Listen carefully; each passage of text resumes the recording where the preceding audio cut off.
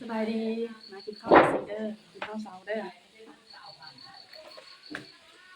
มีเจลนอกเนาะแล้วก็ปิ้งนมกินข้าวแล้วก็พาไปเรียก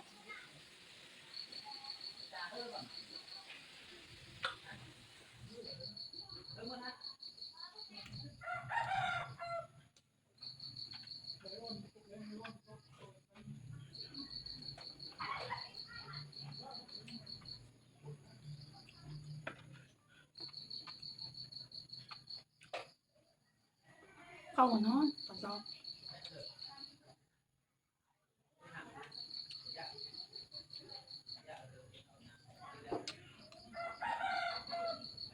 นอนฟ้าแล้วปอกหนัง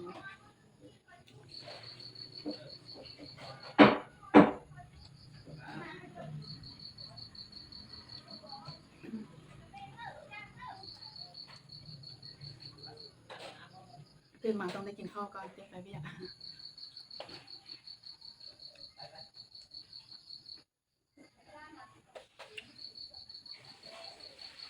ยับ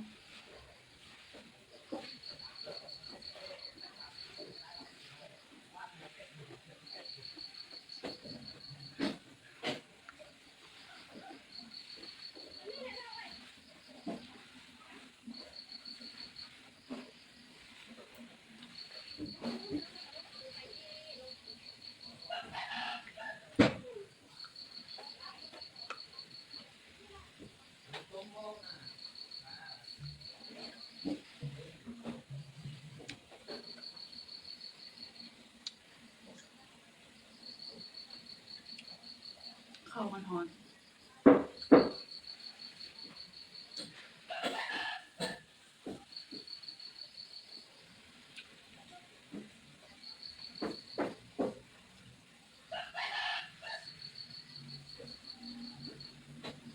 กินข้าวผู้เดียวน้องฝากซักเครื่อง